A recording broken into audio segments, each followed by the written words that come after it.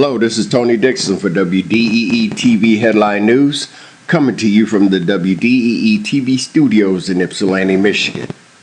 Our top story today comes from the Ann Arbor Journal and writer Laura Zucchi. A 5-year-old girl was taken to an area hospital in critical condition Friday night after she was hit by a car in Ann Arbor, according to an MLive report. The Superior Township girl was crossing Geddes Avenue near Onondaga Street with her family at about 7:45 p.m. when she was struck by a 23-year-old Ypsilanti woman driving a Chrysler 300, the report said. Police said the family was crossing in an area where there is no crosswalk or traffic lights, the report said. Police are still investigating the incident, according to MLive. More on this story can be found on the local news feeds link on our website, WDEE TV.com. Coming up next, the poor condition of Michigan roads are to be an issue in the governor's race. At Morgan Taylor, buy 2 suits, get a 3rd suit free. Morgan Taylor is located at 133 West Michigan Avenue in Ypsilanti. Clothing and accessories for men, women, and children at Morgan Taylor. Open Monday through Saturday, 10 a.m. to 6 p.m.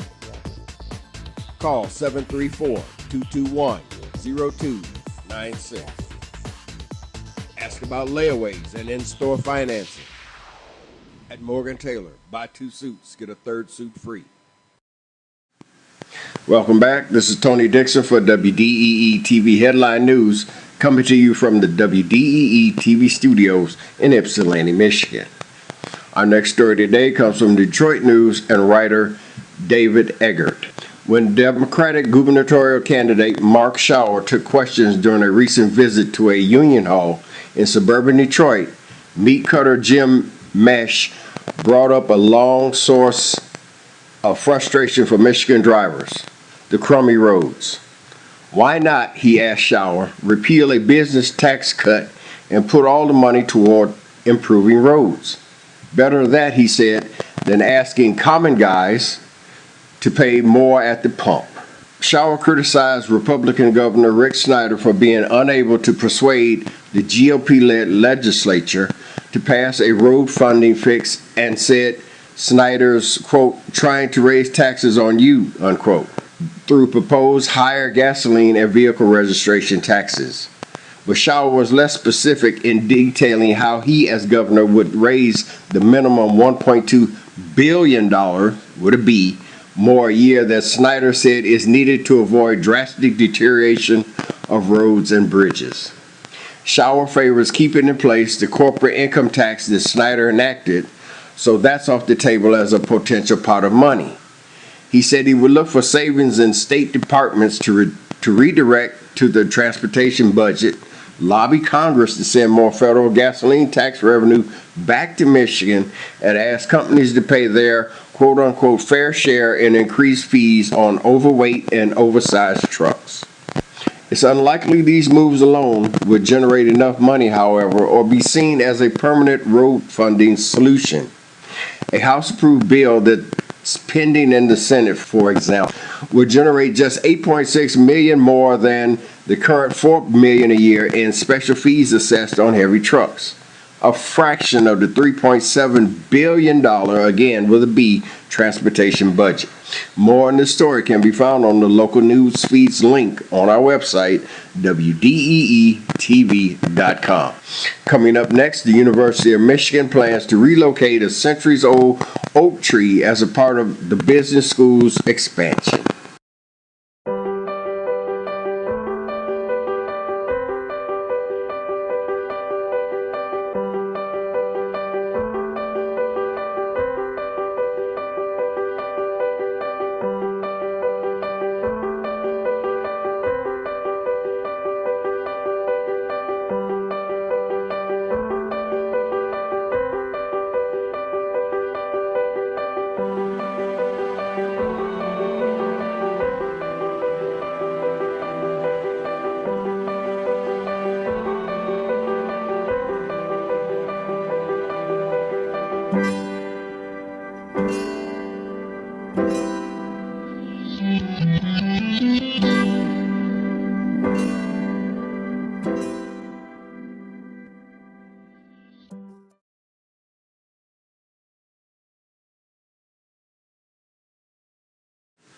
Welcome back. This is Tony Dixon for WDEE TV Headline News, coming to you from the WDEE TV studios in Ypsilanti, Michigan. Our next story today comes from the Detroit Free Press and writer Mike Householder.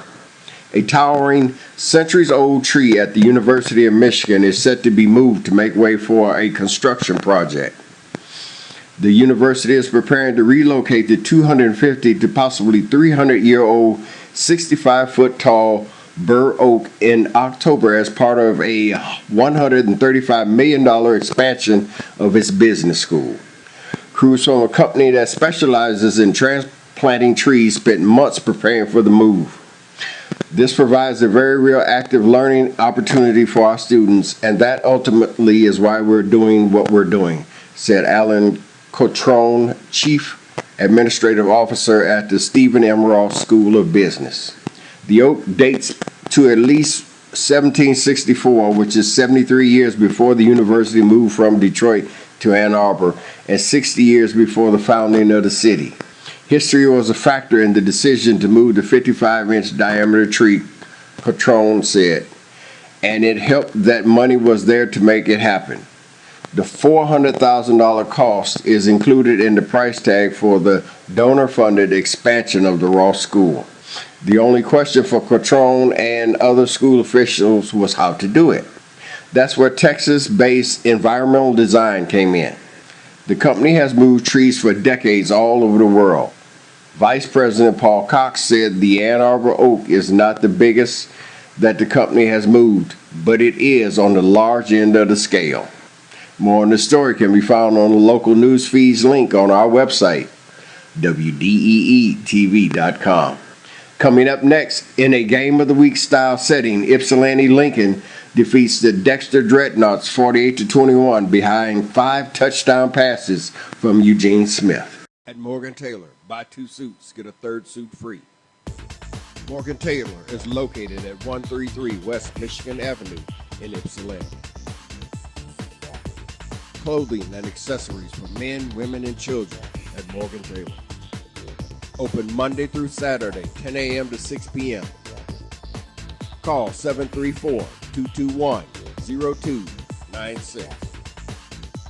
Ask about layaways and in-store financing. At Morgan Taylor, buy 2 suits, get a 3rd suit free. Welcome back. This is Tony Dixon for WDEE TV Headline News, coming to you from the WDEE TV studios in Ypsilanti. Our next story today comes from MLive.com and writer Justin P. Hicks. Dexter looked like it might hold tight with Ypsilanti Lincoln early Friday evening, but the Dreadnoughts could not match Lincoln's explosive offense led by quarterback Eugene Smith. The senior signal caller finished 12 of 26 for 316 yards with 5 scores in the 48-21 victory. With the win in the Week 5 Ann Arbor News Game of the Week, Lincoln improved to 3-2. Smith spread the ball around all game long, connecting with 5 receivers throughout the evening, including 4 for touchdowns. His top target was Darren Wheeler, who caught 7 passes for 105 yards and 2 touchdowns. Lazon Hicks caught 5 balls for 97 yards, despite being double covered for most of the night. And Devonnie Reed caught 2 passes for 96 yards. Both teams scored on their first drives, and Dexter had his fans going ballistic in the first quarter when senior lineman Pat Mayran intercepted a tipped Smith pass and ran it back 75 yards before being brought down 5 yards from the end zone. It looked like Dexter was about to pull ahead by 2 scores, but Lincoln's defense held strong on the goal line. After the rail splitters regained possession deep in their own zone, Smith found Reed over the middle on a post route for 90 yards. More on the story can be found on the local news feeds link on our website, WDEETV.com. Coming up next, no, you weren't imagining it. Area gasoline prices have been on the increase, ever so slightly.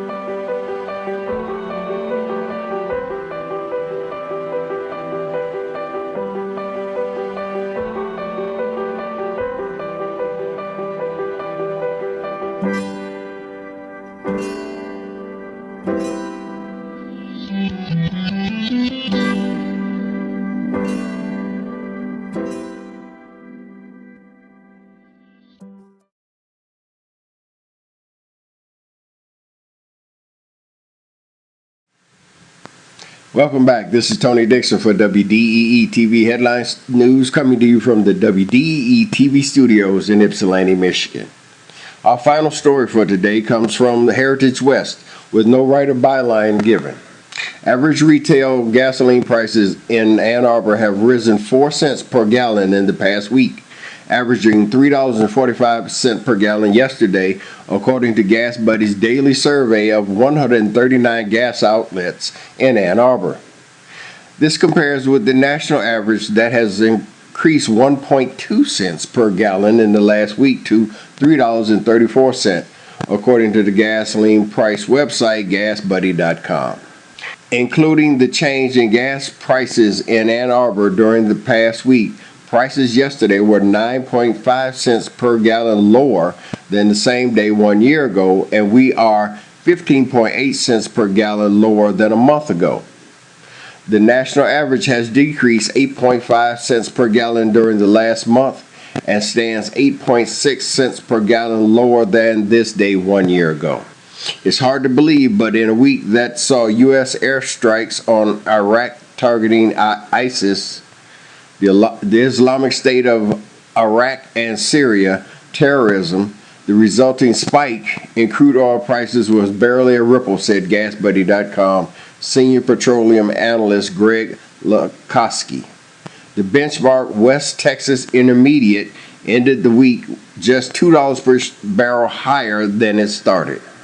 Undoubtedly, robust U.S. oil production this year has greatly reduced the potential volatility in global markets that such events would otherwise have induced, he said.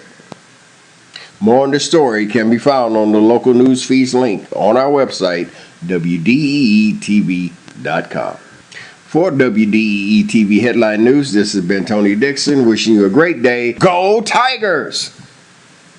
At Morgan Taylor, buy 2 suits, get a 3rd suit free. Morgan Taylor is located at 133 West Michigan Avenue in Ypsilanti. Clothing and accessories for men, women, and children at Morgan Taylor. Open Monday through Saturday, 10 a.m. to 6 p.m. Call 734-221-0296. Ask about layaways and in-store financing. At Morgan Taylor, buy 2 suits, get a 3rd suit free.